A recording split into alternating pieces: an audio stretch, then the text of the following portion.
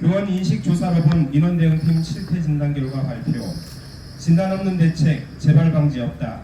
교사 4명 중 1명, 민원 대응팀 존재조차 몰라.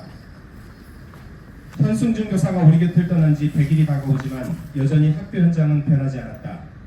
8월 12일 제주도교육청이 내놓은 교육활동 보호정책 강화 방안은 또다시 제도를 나열했을 뿐 왜 기존 체계가 작동하지 않았는지에 대한 성찰은 부재하며 제대로 된 진단 없이 발표한 대책들은 형식적 제도 마련에 불과하다. 지난 8월 18일 정교조 제주지부는 성명서를 통해 근본적 문제 진단의 필요성을 제기했으며 이어서 제주도교육청에서 실시한 교원인식 조사를 면밀히 분석하여 민원 대응 체계의 실태를 진단하였다. 조사 결과는 충격적이다.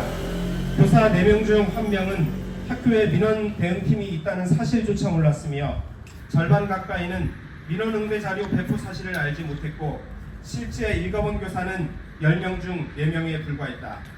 이는 매뉴얼과 제도가 현장에 뿌리 내리지 못했다는 방증이며 이러한 결과는 정교조 제주지부의 8월 성명서에서 언급한 것처럼 기존 체계가 왜 작동하지 않았는지에 대한 철저한 성찰이 선행되어야 한다.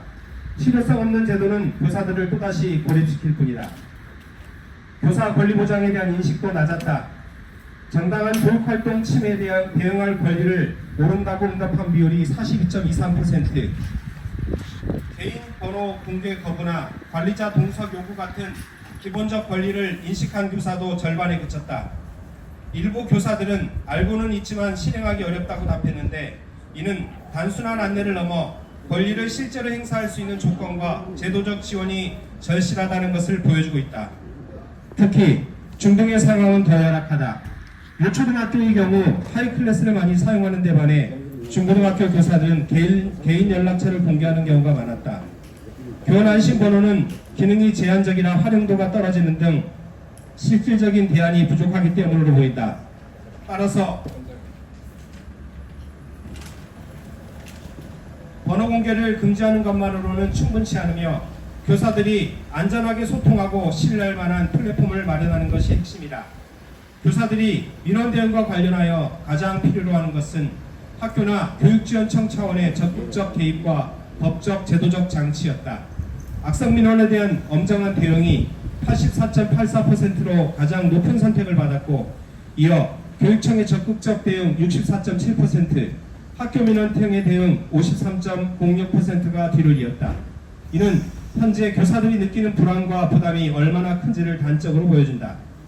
한편 설문조사에서는 교육 공동체 문화복원이나 관계 회복에 대한 의견을 묻는 항목은 전혀 없었다.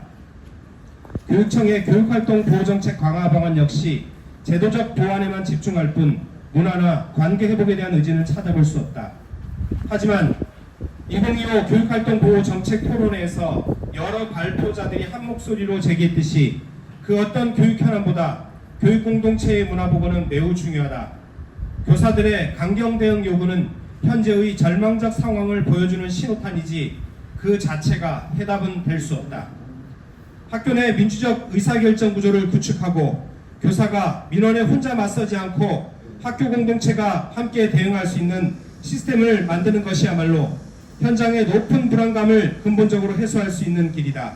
우리는 제주도교육청이 이번 설문조사 결과를 진지하게 받아들이고 다음과 같은 실질적 대안을 마련할 것을 강력히 요구한다. 1. 민원 대응 시스템 작동 실패에 대한 책임 있는 진단과 원인을 공개하라. 2. 교육청, 교원, 학부모, 전문가가 함께하는 민원 대응팀 전담 기구를 설치하라. 3.